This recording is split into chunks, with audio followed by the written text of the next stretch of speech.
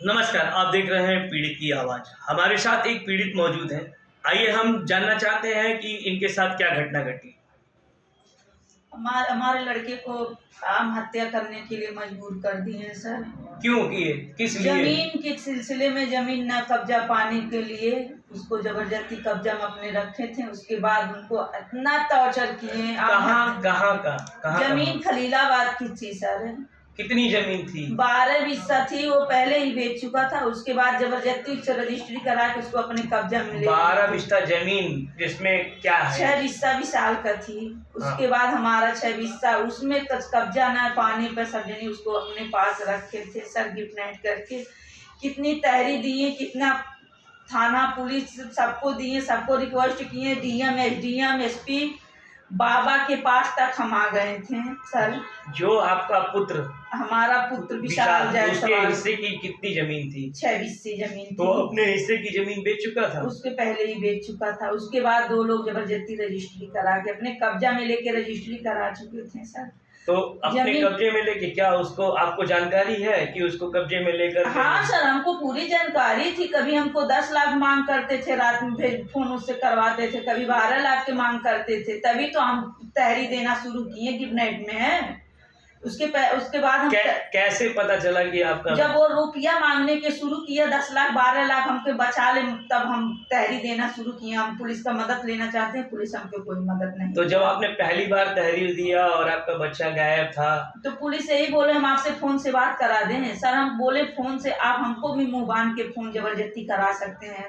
आपके कब्जे में रहेंगे तो आप हमसे जबरदस्ती फोन करा सकते हैं। किन लोगों के कब्जे में? विजय यादव, राजू जायसवाल, वही लोग जमीन? हाँ, वही दोनों जमीन के से में रजिस्ट्री अंतिम में करवाए थे, वही दोनों के कब्जा में था। कानून अभी तक कोई मदद नहीं किया। कभी आपके बच्चे से मुलाकात हुई? एक बार उनके घर से भाग गया था सर।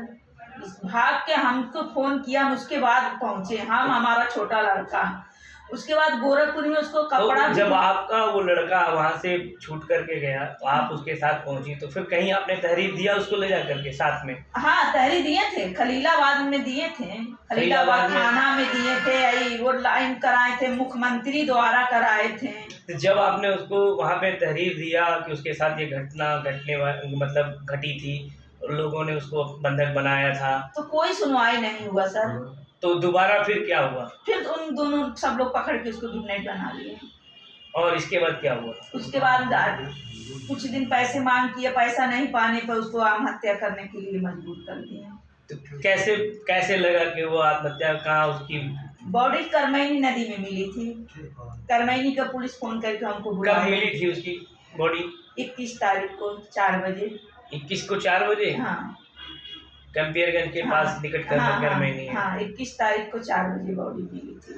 तो आपने फिर कहीं एफआईआर कराया? खलीलाबाद में एफआईआर कराया। एससीओ ऑफिस से बार बार फोन आ रहा था। बाबा के पास 20 तारीख के हम आए थे। 20 तारीख को सुबह हम बाबा से 6 बजे मिले थे। इस प्रकरण को लेके आपने बाबा के पास भी हम आए थे, गिफ्टनाइटी के केस लेके हम बाबा के पास आए थे। उसके बाद भी कोई कार्रवाई नहीं? कुछ कार्रवाई नहीं हुई। उसी तारीख 20 तारीख को उसको जब सब लोग को पता चल गया, बाबा के तक बात पहुंच गया, तो उसको आत्महत्या करने के लिए मजबूर कर दिया सब। आपका लड़का आत्महत्या कर लिया? हाँ, करमैनी नदी में उसको कूदने के लिए मजबूर कर दिया। उसके बाद आपने कोई एफआईआर कराया? हाँ, कराए हैं, खलीलाबाद में कराए। गोरखपुर में आ गया, कंपियरगंज में दिवाली के ही पहले के से आ गया है, लेकिन अभी कोई सुनवाई। गोरखपुर में किन किन अधिकारियों से आपने मिला? एसपी ऑफिस पे मिले, कप्तान सर से मिले, ये सब दोनों लोग से मिले। और बाकी उनका क्या आश्वासन था? वो लोग बोलते हैं ठीक है, हम सुनवाई कर रहे हैं, 2 दिन में आपको बुलाया जाएगा, 4 दिन में आज। बाकी 2 महीने से ही कार्य हो रहा, कोई बुलावा नहीं आ रहा है। हम कंचित दिन अतर जाता सर नहीं जाते हैं, लेकिन हम रोज गोरखपुर में जाते हैं। हम सोचते हैं हमारे बच्चे पढ़ने लिखने लायक नहीं रह जाएंगे, उसी के आपको धमकी मिल रही है। क्या आप चाहती हैं? हम सजा चाहते हैं सर। पुलिस हमारे काम मदद करेगी तभी उन लोगों ने जब आएंगे जेल में तभी तो कोई बात होगा। तो अभी आपने हमें देखा, हमारे साथ जो है मौजूद थी पीड़िता, जो खलीलाबाद में इनकी ज़मीन को लेकर के इनके और इनके बेटे के नाम से 12 बिस्ता ज़मीन थी, जिसमें 6 बिस्ता इनके बच्चे के नाम थी। वो ज़मीन शायद इनको ननिहाल से मिला हुआ था ननिहाल से मिला हुआ था, जिसमें 6 बिस्ता ज़मीन उनके लड़के के नाम थी। उनका लड़का जो है उसे जो है रजिस्ट्री करा दिया था। इसके बाद भी लोग दबाव बना कर के बराबर रजिस्ट्री कराते रहे और अंत में उसको जो है इनके बताए गए अनुसार जो है इनके बच्चे का अपहरण करके और इनसे पैसे मांगे जा रहे थे और ये पैसा नहीं दे पाई। बच्चा एक बार इनका किसी तरह वहाँ से छूटा तो फिर इनको सूचना दिया और ये लोग फिर थाने को गए और थाने पर भी तहरीर दिए। उसके बाद भी कोई कार्रवाई नहीं हुई, जिसके बाद में फिर दोबारा उन लोगों ने इनके बच्चे को अपहरण किया, बैठाया अपने पास। इसके बाद उसको आत्महत्या के लिए उकसाया। फिर वो एक बार वो जाकर के करमैनी के पास नदी में छलांग लगा लिया और वो सुसाइड कर लिया।